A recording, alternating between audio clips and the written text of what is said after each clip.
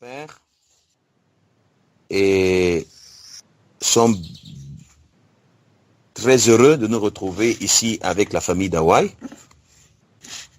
avec laquelle nous allons communier, nous communions déjà.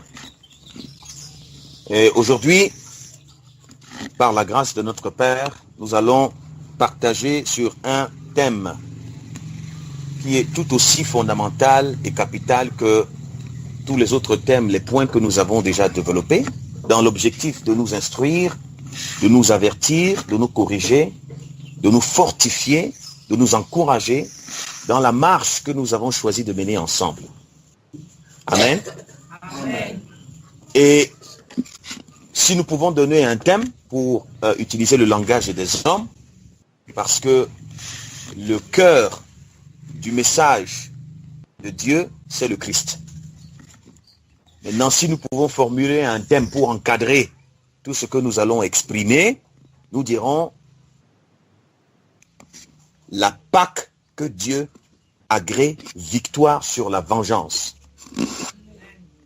La Pâque que Dieu agrée, victoire sur la vengeance. Et nous comprendrons, au fur et à mesure que nous allons évoluer, quelle est la Pâque que le Créateur des cieux et de la terre agrée? Et en quoi est-ce que cette Pâque donne la victoire sur la vengeance? Et en quoi consiste véritablement la vengeance? Et c'est d'abord ce point, nous commencerons par le point qui concerne la vengeance. Quelques-uns de nos bien-aimés en ont déjà un peu parlé, et davantage nous évoluerons pour comprendre, parce que en vérité nous sommes dans un combat, et pour pouvoir nous en sortir dans ce combat, dans un combat, mais il faut identifier le contexte dans lequel on combat, l'adversaire contre qui on combat, et le but pour lequel on combat. Si ces choses ne sont pas claires, on peut mal combattre contre soi-même, on peut même travailler avec l'adversaire pour qu'il nous aide à bien combattre contre nous-mêmes. Et à la fin, découvrir qu'on a passé le temps à lutter, mais on a lutté contre nous-mêmes. Quand on a identifié le but du combat, l'adversaire contre qui nous devons combattre, le contexte dans lequel nous sommes appelés à combattre, on a 50% de possibilité de vaincre. Maintenant, il reste les 50 autres pourcents qui consistent à veiller et à demeurer dans la conscience de tous ces paramètres, ces trois paramètres que j'ai cités. Le but pour lequel on combat, l'adversaire contre qui on combat, le contexte dans lequel on combat. Donc, quand on a bien compris ces trois paramètres et qu'on demeure dans cette conscience et qu'on se met en marche, c'est ce qu'on appelle la pratique, qu'on se met tous les jours en marche, sans perdre de vue ces différents paramètres-là, les 50 autres pourcents, on les a acquis. C'est-à-dire, on a 100% de possibilité de vaincre. Pourquoi? Parce que dans ce combat, on ne combat pas seul. Nous avons avec nous, en réalité, c'est d'ailleurs lui qui combat pour nous, le Créateur des cieux et de la terre, Yahvé Elohim. Amen. Mais les principes il y a des principes pour que lui, il vienne combattre pour nous. Il faut respecter ces principes-là. Voilà pourquoi l'une des clés, c'est la connaissance de ces trois paramètres. Parce que je peux vous assurer, la vie de tout être humain, c'est une vie de combat. Mais seulement, il y en a qui combattent contre eux et qui combattent pour donner victoire à l'adversaire. Mais il y en a qui combattent pour vaincre et ils combattent en leur faveur. Vous comprenez? La vie de l'homme est un combat. Mais tout dépend de la position dans laquelle on est. Et c'est pour ça que l'une des stratégies de l'adversaire, c'est que celui contre qui lui il combat doit être ignorant. Voilà pourquoi il est dit dans les Écritures, mon peuple périt. Oui, parce que si votre adversaire a plus de connaissances que vous, mais ça veut dire qu'il a plus d'armes que vous. Parce que la connaissance égale arme. Comprenez? Donc, Si l'adversaire a plus de connaissances que moi, ça veut dire qu'il a plus d'armes que moi. Mais celui qui a la connaissance a l'arme redoutable pour triompher de l'adversaire. Donc, le quotidien de l'homme, c'est un combat. Chaque jour que nous nous levons, nous luttons. Même quand on dort, on lutte. Parce que là, c'est d'abord l'esprit. C'est l'esprit. Même quand vous dormez, vous luttez. Donc, le quotidien de l'homme, 24 heures sur 24, c'est un combat. Mais seulement soit on lutte pour donner à l'impie les armes pour nous détruire, pour nous tuer chaque jour. Vous comprenez? Soit on lutte pour gagner du terrain, pour gagner de l'espace, pour avancer. Vous comprenez? Et cette caractéristique appartient aux esprits, aux hommes qui sont intelligents, aux hommes qui savent, qui sont sages pour apprendre à bien compter leurs jours, aux hommes qui sont des visionnaires parce qu'ils sont rentrés dans la vision céleste, la vision du Créateur. Voilà ceux qui peuvent donc combattre tous les jours. Et c'est là qu'on peut avoir des esprits éveillés, des esprits d'éveil. Parce que quand vous perdez de vue ces trois paramètres, je peux vous assurer, vous êtes foutus. Donc frères et sœurs, c'est pour ça d'ailleurs que l'enseignement, la communion fraternelle, personnellement, je considère pas ça comme des formes de je sais pas, de réchauffement, je n'ai pas dire climatique, de réchauffement charnel, et humain. Je considère pas ça comme ça. Pour moi, c'est des armes extraordinaires. Vous comprenez? Parce que par la connaissance, il y a un transfert de force. Parce que plus vous connaissez, plus vous avez des armes. Je vous prends un exemple simple. Vous venez ici, vous écoutez, vous vous levez le matin avec des mauvaises dispositions. Des dispositions de haïr, des dispositions de vous venger, des dispositions de faire quelque chose. Et puis du coup, un événement se produit, vous vous retrouvez face à une parole qui sonne dans vous entrez dans un véhicule, dans l'intention d'aller commettre votre acte, guidé par la pensée de la vengeance. Dans le taxi, ou dans la voiture, vous suivez un message qui passe justement, parlant des conséquences de la vengeance, parlant de l'amour du Seigneur.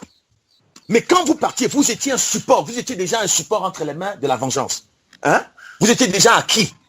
Donc vous n'aviez pas d'armes contre la vengeance. Vous étiez totalement gagné, sous son autorité, vous voyez? Mais pendant que vous écoutez, si vous avez l'esprit ouvert, vous commencez à recevoir des armes. Des armes, vous allez dire, j'arrête ici, vous faites demi-tour, vous rentrez. Mais qu'est-ce qui vous a donné cette arme? N'est-ce pas la connaissance? Donc la connaissance, c'est arme.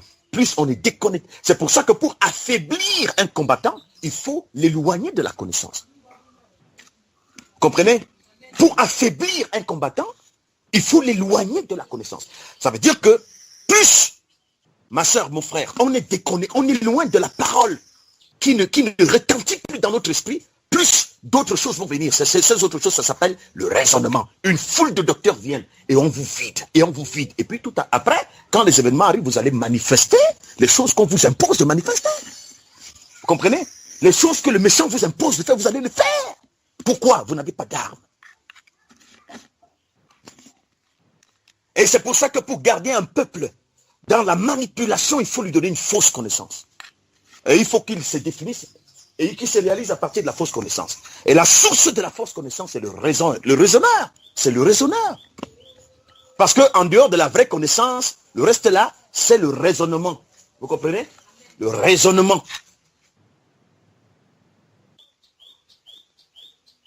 Donc, mes bien-aimés, nous parlons de la Pâque que Dieu a agréée, victoire sur la vengeance. Nous allons comprendre le contexte donc maintenant.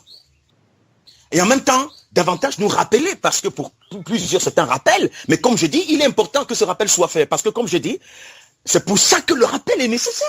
Parce que le rappel permet le renouvellement de la force dans l'esprit. Puisque c'est la connaissance qui donne la force à l'esprit. Plus cette connaissance est rappelée, n'est-ce pas, l'esprit se renouvelle. Voilà.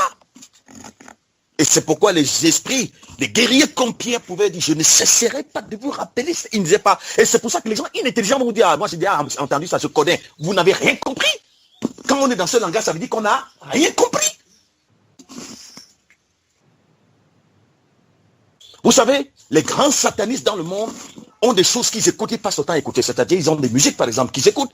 Ils ont des films qu'ils regardent. Ils ont des supports d'instruction au travers desquels ils s'instruisent. Vous comprenez? Il repasse ça tout le temps. Il ne va pas dire, j'ai déjà entendu. Pourquoi? Chaque fois qu'il entend, le maître dépose la force en lui.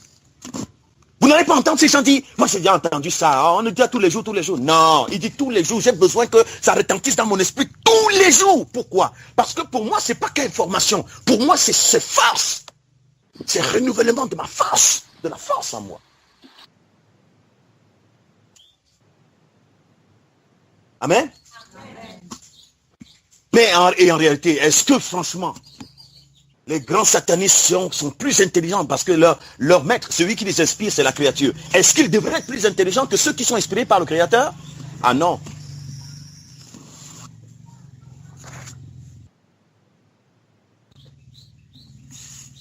La Pâque que Dieu agrée. Victoire sur la. Allons-y pour comprendre le contexte. Et nous allons lire Genèse chapitre 4. Et nous lirons dans deux versions. Dans les versions répandues. Mais il y en a qui ne sont pas toujours très répandues. Et dans une version que nous connaissons, peut-être quelques-uns connaissent, la version, la Bible de l'épée. Et nous lirons ces deux passages. Parce que vous savez, l'Ecclésiaste, inspiré par la sagesse, a dit,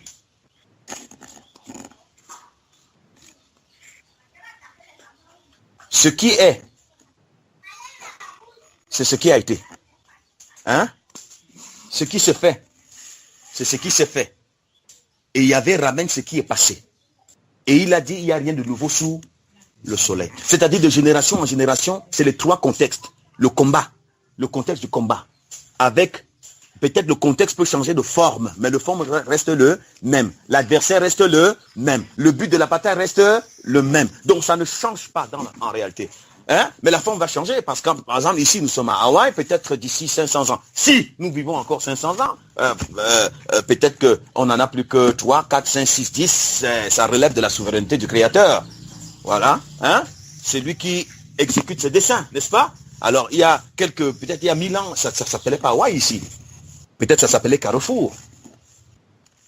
Ou ça s'appelait Cité des Ananas. Et ça a inspiré les gens qui sont venus après pour appeler Hawaï. Ça avait un autre nom. Il y a 1000 ans. Et ces gens qui étaient ici à 1000 ans, ils étaient confrontés aux mêmes réalités. Le cadre a changé. Peut-être avant, ce n'était pas des cultivateurs d'ananas. Hawaï n'était pas connu. Ou alors cette zone qui s'appelait Carrefour n'était pas connue pour la production des ananas. Peut-être c'était connu pour la production des armes à feu. Maintenant, c'est les ananas. Donc la forme a un peu changé. Mais le fond reste le même. Donc, nous allons lire. Et donc je disais, ce que nous allons lire, nous allons découvrir. C'est le même fond qui de génération en génération s'est étendu. Hein? C'est-à-dire que quand on parle de l'époque d'Abel, de l'époque de Caïn, de l'époque d'Adam, de l'époque de Moïse, de l'époque de... C'est les mêmes gens qui ont vécu sur cette terre, et ce sont les mêmes réalités qui les ont caractérisés, seulement la forme a changé. Est-ce qu'on comprend? C'est pourquoi ça devrait pouvoir nous servir d'instruction. Et les repères, les choses qui ont été établies à cette époque, c'est ça qui s'est développé jusqu'à aujourd'hui. Et c'est ce que nous allons découvrir. Alors nous lisons Genèse chapitre 4. Je vais lire d'abord dans cette version, ça c'est Thompson, ou je ne sais pas, lui second, je ne sais pas, c'est Thompson. Thompson, et nous lirons dans la version de la Bible de l'épée. La version de l'épée. Que les frères de Douala connaissent très bien. Voyez, il dit ceci, permettez-moi de faire la lecture rapidement. Je voudrais lire verset par verset, verset par verset. Je vais lire le premier verset ici, dans cette version. Je lirai le premier verset aussi dans cette version, pour qu'on se comprenne très bien. Verset 1. L'homme connut Ève, sa femme, elle devint enceinte et accoucha de Caïn. Elle dit, j'ai mis au monde un homme avec l'aide de l'Éternel. Verset 1. Dans cette version, or Adam connut Ève, sa femme, et elle conçut et enfanta Caïn. Entre parenthèses, conquérir, envahir, usurper. Et fascinée, elle dit, j'ai acquis un homme qui est Dieu. C'est sa déclaration. Évidemment, selon la pensée de Yahvé, selon laquelle l'homme est sa représentation.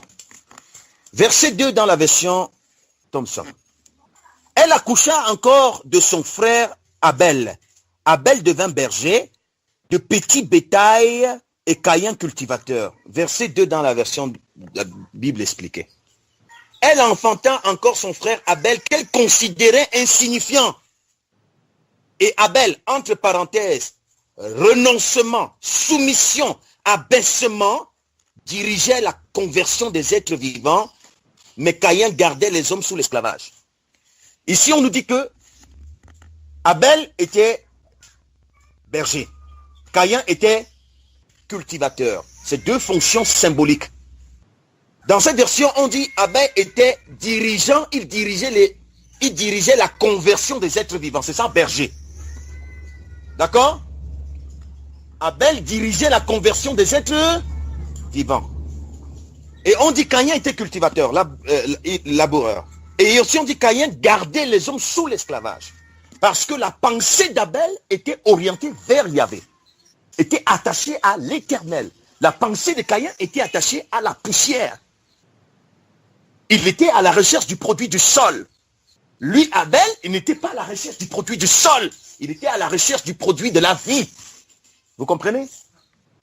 Donc, Abel, lui, sa vocation, c'est que il travaillait pour la conversion des êtres vivants.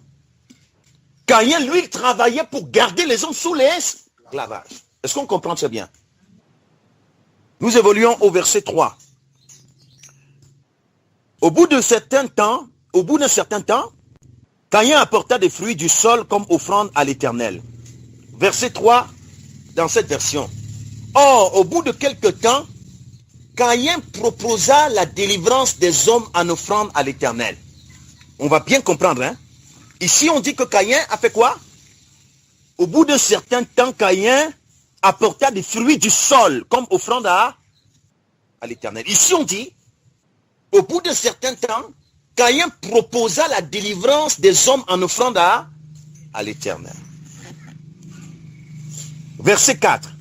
Abel lui aussi apporta des premiers-nés de son petit bétail avec leur graisse. L'Éternel porta un regard favorable sur Abel et sur son offrande. Dans cette version, au verset 4, il est dit, et Abel présenta le droit d'aînesse de la conversion et de son enrichissement. Et l'Éternel eut égard à Abel et à son offrande.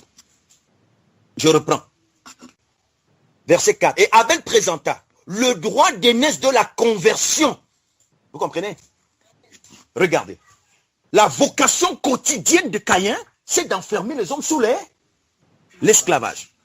L'activité quotidienne d'Abel, c'est de travailler pour la conversion des êtres vivants. Mais au moment de l'offrande, Caïn fait comme s'il aime trop Dieu et il propose la délivrance des hommes à l'Éternel.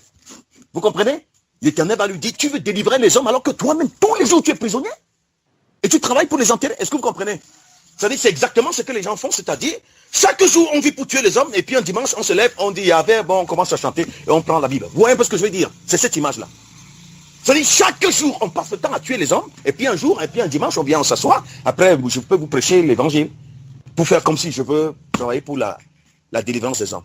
Alors, l'Éternel, c'était une façon de dire à Caïn, ce dont j'ai besoin, ne va pas délivrer les hommes, je veux que toi-même tu te délivres. L'offrande que je veux, c'est toi. Tu ne peux pas délivrer les autres quand toi-même tu es prisonnier. Ça veut dire que c'était une offrande de malice. Vous comprenez? Une offrande. Parce que quand il se tourne vers l'Éternel, il comprend que ce que l'Éternel veut, c'est la délivrance des hommes. Vous voyez? Il est malin. C'est très important de comprendre ça. L'Éternel a rejeté son offrande. Tu ne peux pas m'apporter la délivrance des hommes alors que toi-même tu es prisonnier. Est-ce que vous comprenez? Et chaque jour, ta vocation, par ton attitude, ton comportement, tu tues les hommes. Et un jour, tu viens faire comme si tu les aimes. Vous me les donnez en offrande. Tu comprends ce que je veux dire? Vous comprenez ce que je veux dire? Mais par contre, on dit que ce que Abel a apporté, il a apporté, je veux dire ici, on dit Abel présenta le droit d'aînesse de la conversion. C'est-à-dire, Abel est venu dire, ce que je t'offre, c'est moi-même. Je t'offre le modèle que j'ai voulu être. Parce qu'il a vécu pour présenter un modèle. Ce que je t'offre, Seigneur, c'est moi-même. Parce que ce dont le Seigneur a besoin, ce n'est pas les activités que nous faisons, c'est nous. C'est lui qui, au travers de nous, se multiplie. Tu ne peux pas délivrer les hommes. C'est lui qui les délivre. Et ce qu'il veut, c'est que toi, tu te donnes à lui. Il se sert donc de toi pour se multiplier au travers de toi. Est-ce que vous comprenez? Abel est venu se donner lui-même. Je te donne, il a donné le droit d'aînesse de la conversion. C'est-à-dire, moi, je me livre. Je me consacre entièrement. Et c'était ça qui se passait tous les jours dans sa vie. Verset 5. Mais il ne porta pas un regard favorable sur Caïn, ni sur son offrande. Caïn fut très irrité et son visage fut abattu. Verset 5 ici. Mais il n'eut point d'égard à Caïn, ni à son offrande. Et Caïn s'enflamma de colère, et sa présence fut disgraciée. Naphal, qui veut dire disgracié. Écoutez bien, je reprends. Mais il n'eut point égard à Caïn, ni à son offrande. Et Caïn s'enflamma de colère, et sa présence fut disgraciée. Verset 6, dans cette version, l'Éternel dit à Caïn, pourquoi es-tu irrité et pourquoi ton visage est-il abattu? Verset 6 ici, et l'Éternel dit à Caïn, voici tu t'es enflammé, et ainsi ta présence est rejetée. Vous comprenez? C'est ça, disgracié. C'est-à-dire ta présence, je la rejette, parce que tu t'es enflammé, et pour rien, tu t'es enflammé. Vous comprenez? Très bien. Nous allons au verset 7. Et si tu agis bien, tu relèveras ta tête. Mais si tu n'agis pas bien, le péché est tapis à ta porte et ses désirs se portent vers toi, mais toi domine sur lui. Verset 7 dans la version de l'épée. Si tu fais bien, ta présence ne sera-t-elle pas restaurée? Regardez, il faut bien comprendre. L'activité que nous avons à l'intérieur de nous et qui s'exprime au quotidien, fait que soit notre présence est appréciée par Yahvé, nous sommes vivants en lui, soit notre présence est disgraciée avec tout ce que nous pouvons faire, quelle que soit la coloration que ça peut avoir. C'est ce qui est arrivé à Caïn. C'est-à-dire, il vient dans la forme, faire un culte de forme. Mais Yahvé dit, mais tous les jours tu tues les hommes. Tous les jours, ce que tu vis en toi est mauvais. Et un jour, tu viens vouloir me tromper, tu ne peux pas me tromper. Ta présence est disgraciée. Mais je veux la restaurer. Il dit, si tu agis bien, je viens pour la restaurer. Il la restaure où je te rétablis dans ta fonction, dans ton poste. Amen. Donc, Yahvé n'est pas méchant. Mais est-ce que Caïn l'a compris? Et nous évoluons au verset 8. Non, on continue au verset 7 ici. Il dit, si tu fais bien, ta présence ne sera-t-elle pas restaurée? Mais si tu ne fais pas bien, le péché est couché à la porte et son désir devient le tien. Et toi, tu en seras le maître.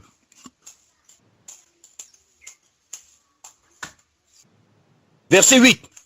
Cependant, Caïn adressa la parole à son frère Abel, et comme ils étaient dans les champs, Caïn se dressa contre son frère Abel et le tua. Je reprends le verset 8 dans la version, je lis le verset 8 dans la version de l'épée. Il dit ceci, le même passage, le même verset. Il dit, et Caïn parla, c'est-à-dire l'Éternel vient rencontrer Abel, Caïn. Il connaît l'activité de Caïn. Il dit, regarde, tu t'enflammes, et ta présence devant moi est disgraciée, rejetée. Mais, le péché, le voilà, il vient. Si tu agis bien, tu relèves ta tête, je vais restaurer ta présence. Tu retrouveras la force. Mais si tu n'agis pas bien, tu vas devenir un maître du péché. Un maître du péché. Et qu'est-ce que Caïn choisit? Écouter la voix de l'Éternel, de Yahvé, ou plutôt écouter la voix de l'autre. Alors Caïn, la suite va montrer qu'il n'a pas écouté l'interpellation de Yahvé. C'est pour ça que je dis, mes frères et sœurs, ce que nous partageons là, ce n'est pas de la théorie, c'est la pratique du quotidien qui se vit à l'intérieur et qui se manifeste à l'extérieur et qui détermine notre sort sur terre et notre destinée après que nous serons partis de la terre. Est-ce qu'on comprend bien? Verset 8. Et Caïn parla à Abel, nous venons le lire dans cette version, je lis dans la version d'épée, et Caïn parla à Abel son frère. Et comme ils étaient dans l'expansion de leur existence, ici on dit comme ils étaient dans les champs, hein? Et ici on dit plutôt comme ils étaient dans l'expansion de leur existence, Caïn s'éleva contre Abel, son frère, et le tua. C'est-à-dire, comme tous les deux, chacun était en train, dans le champ, c'est le monde. Et dans le monde, chacun se réalise selon ses convictions. Lui, Caïn, lui, il a fait le choix de se réaliser en participant à tuer les hommes. Abel, lui, il a fait le choix de se réaliser en travaillant pour la conversion des hommes. Alors, pendant que chacun était en train de se déployer, lui, Caïn, il a le regard sur Abel. Abel, lui, ne le regarde pas. Mais Caïn passe son temps à regarder Abel et il l'invite au champ. Pendant que Abel est dans l'exercice de sa fonction, Caïn se lève pour le tuer. Pendant qu'ils étaient dans l'expansion de leur existence. Parce que vous comprenez, l'existence de chacun va dans une dimension d'expansion. C'est-à-dire chacun s'exprime, chacun se déploie. Et il y a un résultat du déploiement de chacun. Soit le produit plaît à Yahvé, soit le produit ne plaît pas à Yahvé. Est-ce que vous comprenez? On lit le verset 8. Le verset 9. Verset 9, l'Éternel dit à Caïn, où est ton frère Abel? Il répondit, je ne sais pas. Suis-je le gardien de mon frère? Suis-je le gardien de mon frère, moi? Et cette version, verset 9, et l'Éternel dit à Caïn, où est Abel ton frère? Et il répondit, je ne sais pas. Suis-je le gardien de mon frère, moi?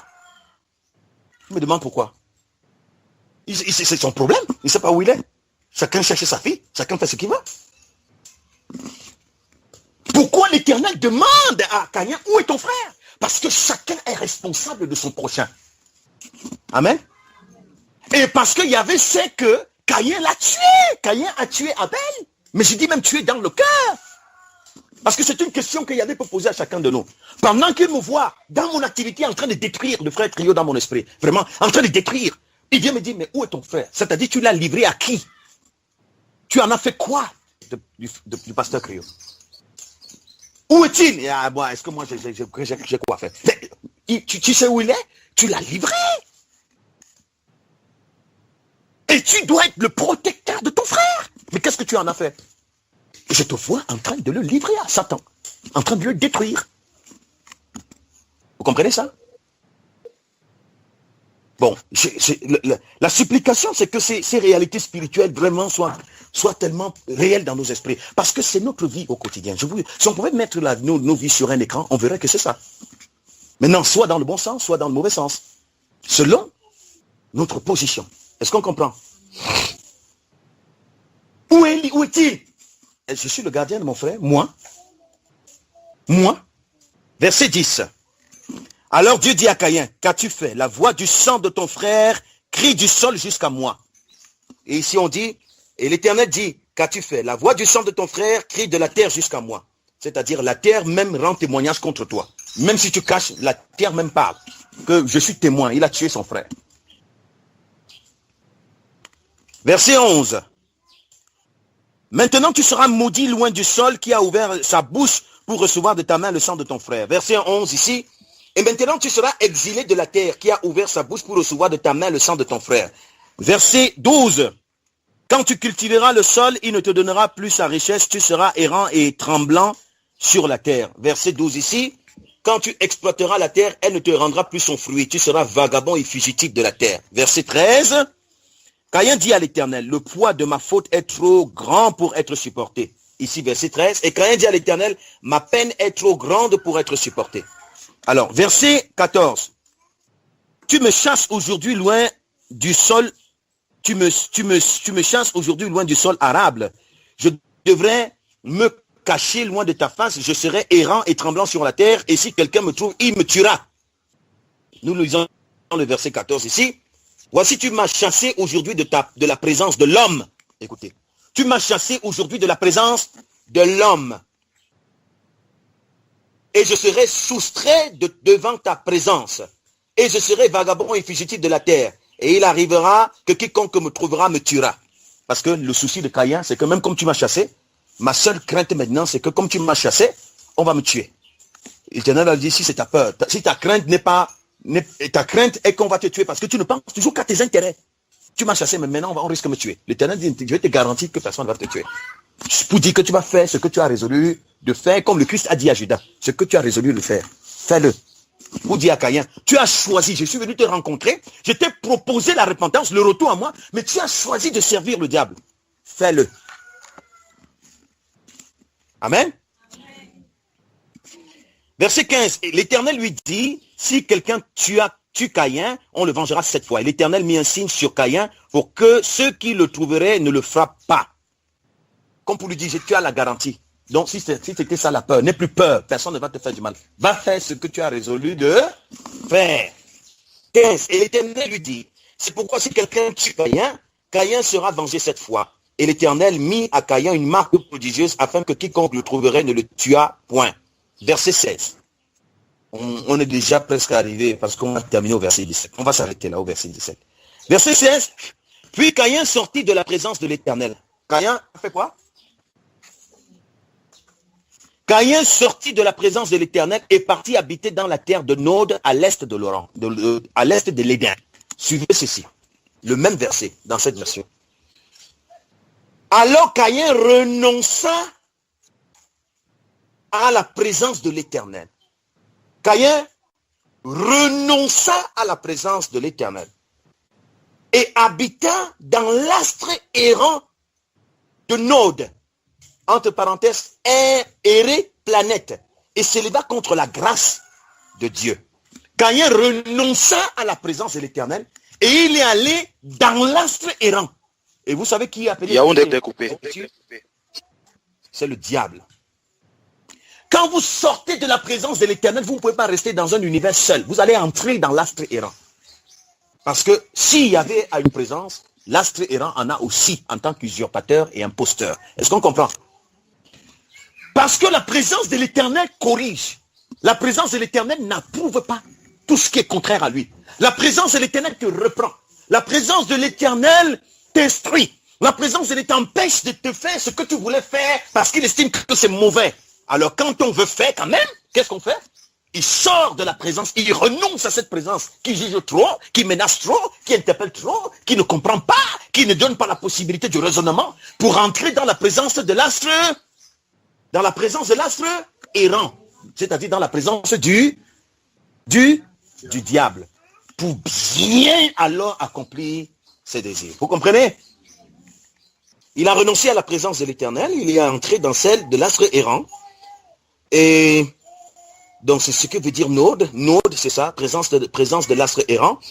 Et quand ici, il est entré donc dans la présence de l'astre errant, la parole dit, il s'éleva contre la grâce de Dieu. Il s'est élevé contre le projet de Dieu. Une fois qu'il entre, il va accomplir son propos, c'est-à-dire faire tout ce qui s'oppose à la grâce de Dieu.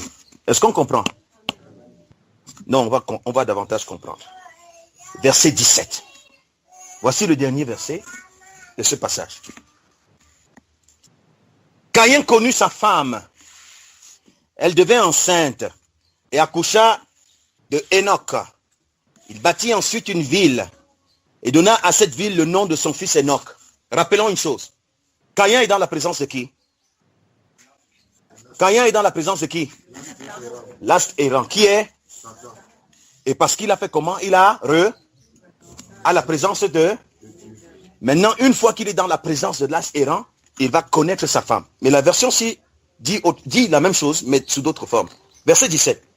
Puis en ce lieu, le lieu là c'est la présence de... En ce lieu, la présence de Satan. Caïn réalisa son existence. Hein? Caïn réalisa son existence. Qui conçut et engendra une initiation à une nouvelle naissance. Et il érigea une vengeance terrible contre Dieu, qu'il appela Enoch, du nom de sa condition de disgrâce. Caïn, dans la présence de l'astre errant, a réalisé son existence. Et dans cette réalisation de son existence, il a connu sa femme, il a conçu et engendré, ici la parole dit un fils. Mais ici, cette version dit, il a engendré une initiation à une nouvelle naissance. C'est-à-dire, il a initié un nouveau type d'homme. Vous comprenez?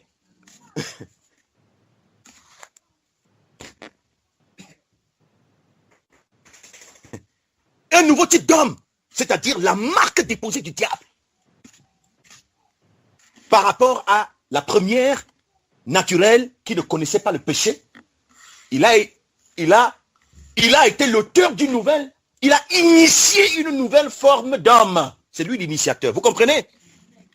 Et on dit ici qu'après, il a bâti une ville. Et vous savez ce qu'on dit ici pour dire cette même phrase? On dit Caïn ensuite bâtit une ville. Ici, on dit, et il irrigea une vengeance terrible contre Dieu. Donc la ville, ici, c'est la vengeance terrible contre Dieu.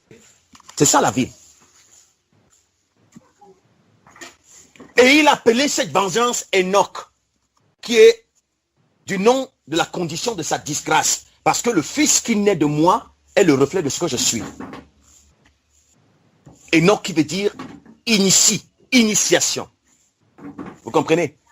Donc, le fils de Caïn, le premier qui naît de la communion de Caïn avec le diable, puisque c'est dans la présence de l'astre errant et la fusion avec sa femme qu'il va concevoir le premier homme initié. Il va initier une nouvelle naissance, une nouvelle productivité humaine, une nouvelle production humaine si vous voulez. Les fils du diable. Vous comprenez? Et après, il va aller bâtir une ville. Mais la version ci dit que il va aller ériger une vengeance.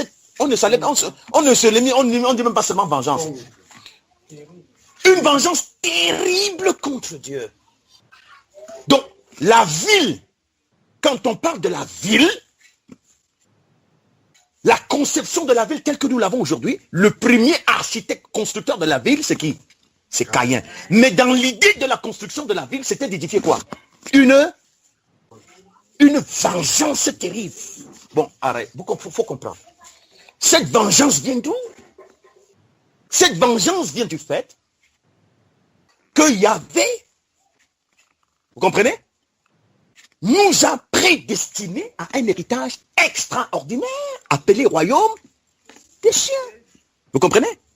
C'est ça qui a été appelé vision céleste. Parce que le projet du Père, comme nous le savons tous, c'est de susciter une famille d'hommes et de femmes qui vont co-hériter avec son Fils et qui seront les héritiers du royaume de gloire. Le royaume que Satan connaît. Parce que pour le diable, il n'y a pas de gloire plus supérieure, il n'y a pas de gloire supérieure, il n'y a pas de gloire plus grande que celle qu'il a vue, qui est appelée royaume des cieux. Il n'y a pas de gloire supérieure à celle-là. Vous comprenez? Et à cause de son obsession à posséder l'héritage des consacrés, à prendre le trône de l'Éternel, il a été chassé, non seulement chassé, mais condamné au feu. Et comme il ne peut pas s'en prendre à Yahvé, le Créateur, parce que c'est le Créateur, il va s'en prendre à ses créatures, les hommes. C'est ça la vengeance. Je vais me venger contre toi. Mais en réalité, toi, tu es trop puissant. Pour me venger contre toi, je m'attaque à tes enfants. Vous comprenez? Je vais m'attaquer à tes enfants. Je vais m'attaquer à ces gens que tu as créés parce que tu les aimes trop et à qui tu réserves un héritage extraordinaire. Je vais m'attaquer à eux. Donc la ville est le visage de la vengeance que le diable a nourri contre nous. C'est ça la ville. La ville s'appelle vengeance terrible contre Dieu. Il faut le comprendre. Parce que le thème c'est quoi? La Pâque que Dieu a agréée, victoire sur la... Très bien. Vous commencez à comprendre, non? Donc, et le rôle de cette ville vengeance, en quoi consiste la vengeance, tel que ça a été révélé? Puisque la ville s'appelle aussi Enoch, qui veut dire initiation, la vengeance qui est la ville, donc quand on parle de vengeance, ne regardez pas quelqu'un qui se lève, qui va rendre le coup qu'on lui a donné. Ça, c'est une autre forme. Hein? La vraie dimension de la vengeance, c'est tout le système que vous voyez autour de nous. C'est ça la vengeance. Appelons ça vengeance. Avant de dire ville, disons vengeance. Et vous savez ce que je vais dire? Ce que je vais dire, c'est que le système du monde que Caïn a établi ce jour, à partir de cette époque, parce que le grand maître de Caïn, c'est le diable, n'est-ce pas? Et Caïn est le premier maçon. C'est pour ça que les francs-maçons, ils s'appellent des maçons. Parce qu'ils considèrent et ils appellent leur maître et leur Dieu le grand architecte de l'univers. Parce qu'un architecte, pour réaliser ses projets, va recruter quoi? Des maçons. Les maçons, ce sont donc les ouvriers au service du grand architecte pour construire son projet. C'est pour ça qu'ils s'appellent les maçons. Maçons francs, les francs-maçons. Vous comprenez? Et Caïn est donc le premier maçon. Et il va poser les bases du système du monde. C'est lui, le pionnier, le premier. Il va poser les bases du système du monde, du système de la ville. Avec tout ce que vous pouvez imaginer dans sa dimension politique, économique, sociale et tout cela. Donc il faut une organisation spirituelle à un visage physique ayant pour but quoi?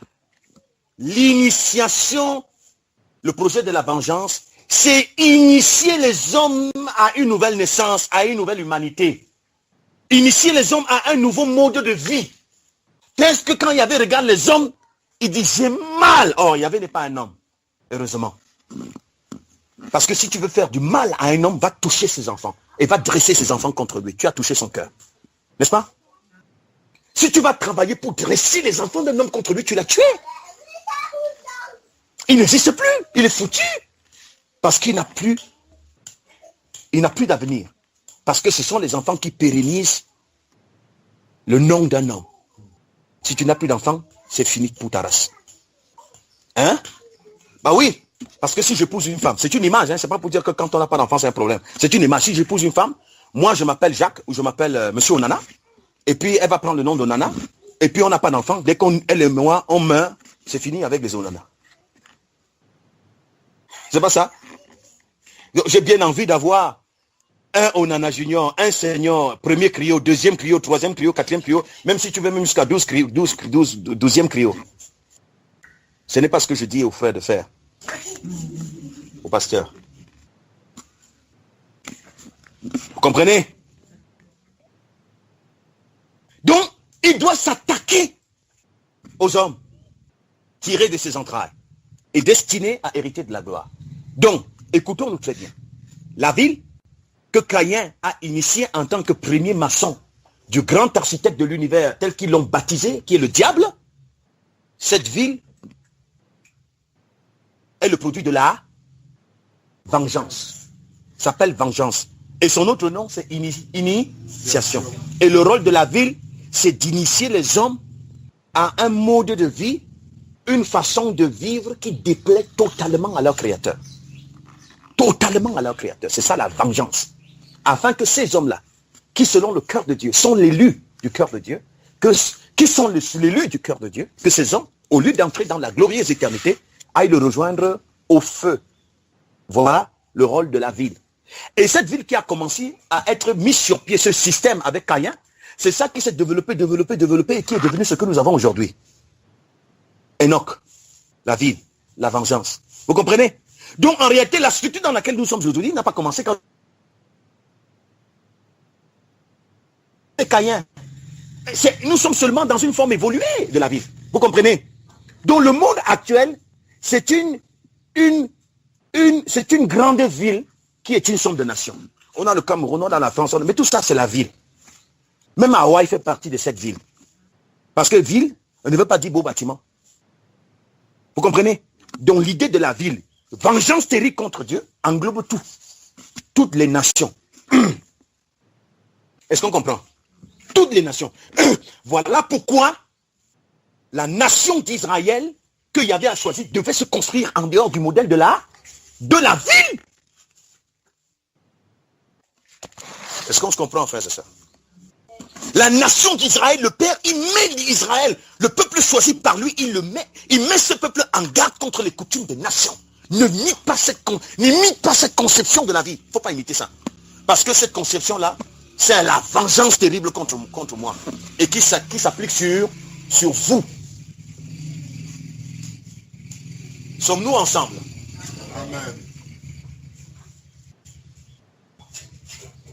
Et donc, quand cette vengeance a été édifiée, c'est-à-dire cette ville, elle a commencé à fonctionner, elle a pris de l'ampleur, elle a eu des subdivisions, il y a eu le district du Cameroun, le district de la, excuse-moi les mots, hein, le district qui s'appelle France, le district qui s'appelle les États-Unis, le district qui s'appelle, et puis dans les districts, il y a des sous-districts, sous-districts, on voit ça trop grand, mais ça reste la ville. Parce que le premier qui a posé les bases, lui, il a appelé sa ville. Vous l'appelez pays, mais celui qui a posé les bases de là où nous sommes, la structure dans laquelle on est là, il a appelé ça ville. Et il n'y a pas de différence. Dans cette ville-là, tu pouvais être en campagne. Tu pouvais être là où il y a les routes goudronnées, ça ne changeait rien. Tu es dans la ville. Parce que c'est le même système qui va fonctionner là-bas. Est-ce qu'on comprend très bien? Je vous prends un exemple. Là, en ville, là-bas, entre guillemets, ville, là où on dit qu'on vient, on vient de Paris. Je suis à Paris, je vis à Paris, au 13e Paris. Les gens courent. C'est des prisonniers. Tu peux calculer quelqu'un, tu réussis à l'avoir, parce que tu sais qu'à 7h45, il est ici. Il jette le papier ici. Parce qu'il va prendre un sandwich, il va prendre un burger qu'il a l'habitude. Et puis, à 8h45, il jette souvent ça ici. Tu le calcules là, tu vas l'avoir. Parce que c'est ce qu'il fait tous les jours. N'est-ce pas? Et il va courir après l'euro. Et une position dans la capitale. La belle capitale, entre guillemets. N'est-ce pas? Et il s'agite. Son souci n'est pas Elohim. Son souci n'est pas le Créateur, mais c'est de se réaliser, comme Caïn a choisi de se réaliser dans la présence de l'astre errant. N'est-ce pas? Vous quittez Paris. Vous venez à Hawaï. Vous calculez quelqu'un mardi à 9h, il passe laver la houe et la machette. Parce qu'il fait toujours ça. Tous les jours, il va au champ. La daba, on appelle ça daba. Tu n'as même pas besoin de chercher d'armes. Il a déjà l'arme en lui, sur lui, la daba. Avec ça, tu vas bien le... J'allais dire le tabasser, mais le dabasser, c'est parce que c'est la daba. Hein? N'est-ce pas? Parce que lui, il fait la même chose que celui qui est à Paris. Est-ce que ce n'est pas l'esprit de la ville? Est-ce que ce n'est pas l'esprit de la ville? Mais c'est l'esprit de la ville. Vous voyez ce que je veux dire, n'est-ce pas? Alors bon, vous comprenez que l'objectif donc de la ville, le système de la ville, on va appeler ça maintenant comment? Le système de la vengeance. Et on va ajouter vengeance terrible. Son objectif, c'est nous initier. Nous initier. Alors la vengeance qui est la ville doit mettre la pression sur chacun d'entre nous. La pression pour qu'en nous soit développé des caractères, des comportements, des aspirations, des convoitises, des penchants que Yahvé n'aime pas. C'est la vengeance qui va te presser. La ville, hein, elle va utiliser toutes les formes possibles. Que ce soit à Paris, que ce soit à New York, que ce soit à Ondunduma, que ce soit à Hawaï, c'est elle qui va te presser. Aime, n'aime pas, insulte, ment, trahit, fais comme ça. Oui, voilà, calomnie, médit. Tu es sous la pression de la vengeance. Amen. La vengeance va te presser. Regarde celui-là, il ne t'aime pas. Regarde-le là, elle ne t'aime pas. Oui, tu as raison. Maudit, calomnie, juge, condamne, insulte, méprise. La vengeance te presse. Comme ça, pour que vous assuriez la continuité de l'action de Caïn. Action criminelle. Vous comprenez? C'est ça le rôle de la vengeance. Donc, il faut comprendre que nous marchons au bon milieu de la vengeance. Et voilà pourquoi tous ceux qui sont dans l'ignorance, observez très bien, vous allez voir. Quel que soit ce que nous pouvons avoir, vous allez voir que tout ce que nous pouvons avoir, tout cela constitue des lourds fardeaux lorsqu'on pense à Dieu. C'est pas vrai? C'est un poids. Et voilà pourquoi quand on n'a pas compris, on est en admiration devant cette vengeance. Parce qu'elle a des visages, elle a des formes séduisantes, elle a des formes attractives. On dit c'est beau. Et quelqu'un dit, mais frère, vous êtes exagéré, il y a quoi de mauvais ici? Oh, la vengeance sublimée. On sublime la vengeance. Et nous la louons sans savoir ce qu'elle est. Mais il faut s'écouter. Parce que l'objectif de cette vengeance qui nous presse, c'est de nous empêcher d'aller vers notre Père Créateur et de faire ce qui lui plaît. Quand quelqu'un est plongé dedans, posez-lui la question, est-ce que franchement, tu aimes l'Éternel de tout ton cœur? Est-ce que franchement tu sens en toi un désir puissant, un désir poussé, la passion pour lui, au point où tu es prêt à mourir pour lui? Vous allez voir que si la personne est honnête, elle vous dira non. Pourquoi? Elle est sous la pression de la vengeance. Terrible. Et c'est cette vengeance qui te donne le regard contre ton prochain. Elle t'inspire un regard. Elle t'inspire une attitude vis-à-vis de ton semblable. Parce qu'elle doit se venger. Mais quand elle vient se venger? Elle vient se venger sur la race d'Élohim. Parce que l'apôtre Paul disait aux Athéniens, nous sommes la race de Dieu. Oui, parce que les hommes sont censés être la race de Dieu. Et c'est pourquoi la vengeance va agir sur eux. Parce qu'elle ne peut pas agir directement sur le Créateur, puisqu'elle ne le peut pas. elle va s'attaquer à ces créatures qu'il aime. Vous comprenez, mes frères? Et cette vengeance ronge comme une gangrène. Elle te ronge. Dès que tu lui donnes une petite ouverture, c'est elle qui te parle. Maman Marty, tu as vu, son comportement est mauvais, elle est méchante. Dans ton cœur, tout ça se passe en toi, c'est la vengeance qui te presse. Elle presse. Pour te dire, fais ça. Et vas-y, tu as vu. Ment, fraude, trahi, murmure, calomnie, plains-toi. C'est quoi? C'est la vengeance terrible. Et vous savez, c'est ça qui m'a permis de comprendre pourquoi quelqu'un, quand il est sous la pression de la vengeance, tu as beau lui dire ce qu'il n'y avait même pas, ce qu'il y avait plaît. La personne te dira, oui, c'est vrai, mais... Vous savez ce qui va suivre par la suite? Vous savez ce qui va suivre par la suite? Je vais vous dire ce qui va suivre par la suite. Au chapitre 3 de la Genèse, au chapitre 3 de la Genèse, il est dit au verset 1, le serpent était le plus rusé de tous les animaux des champs. Dans la version Bible expliquée, au même chapitre, au verset 1, il est dit, or, ce raisonnement rusé était extrêmement subtil dans tous les êtres vivants en expansion d'existence que l'Éternel Dieu avait fait. Ici, on appelle le serpent le raisonnement rusé. Vous comprenez? Le raisonnement. Et quand vous allez dans le verset 14 et 15, il est dit dans la version-ci que nous connaissons, l'Éternel Dieu dit au serpent, puisque tu as fait cela, tu seras maudit entre tout le bétail et tous les animaux de la campagne. Tu marcheras sur ton ventre et tu mangeras de la poussière tous les jours de ta vie. Verset 15. Je mettrai inimitié entre toi et la femme, entre ta descendance et sa descendance. Celle-ci t'écrasera la tête et tu lui écraseras le talon. Il est dit plutôt ceci dans la même version, le même passage, même verset 15 et 14. Les mêmes versets. Il est dit ceci. Alors l'Éternel dit à l'esprit de raisonnement. Il dit à puisque tu as fait cela, tu seras maudit entre tous les voyants et entre tous les êtres vivants dans l'expansion de leur existence. Ta source déclinera ainsi et tu te nourriras de tes erreurs tous les jours de ta vie. Verset 15. Et je mettrai de l'hostilité entre toi et l'épouse, entre ta postérité et son germe. Celui-ci écrasera ton agitation. Et toi, tu contrarieras ses pas. Pendant toute la marche, la vengeance, dans l'esprit de vengeance, l'esprit de raisonnement, va se servir de l'arme redoutable de la vengeance qui est le péché, pour tenter de contrarier nos pas, nous empêcher d'avancer. C'est ce que Yahvé a dit.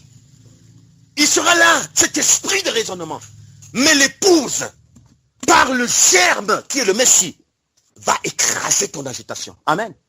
Ça veut dire, ceux qui sont dans le Messie ont le pouvoir d'éteindre les traits enflammés du méchant et d'écraser l'agitation de l'esprit du raisonnement. Ils disent à leur cœur, arrête de raisonner, mensonge, je dois suivre les voies de l'Éternel. Ça, c'est la caractéristique qui identifie les vrais enfants de Dieu. Amen. Mais c'est ce que Yahvé a dit, n'est-ce pas? Elle écrasera ton agitation. Et c'est là que nous allons comprendre la vraie notion de la Pâque. Et pourquoi ceux qui ont compris sont rentrés dans la fête. Parce que très longtemps, pendant longtemps, l'esprit de raisonnement avait obscurci leur vie sur terre. Mais heureusement que le germe est arrivé. Le Messie est venu afin que l'épouse se lève. Et qu'en lui, elle ait le pouvoir d'écraser l'agitation de l'esprit du raisonnement et de détruire la vengeance. Amen. Oh Seigneur, qu'est-ce que c'est extraordinaire quand on peut comprendre la grandeur du sacrifice du Christ.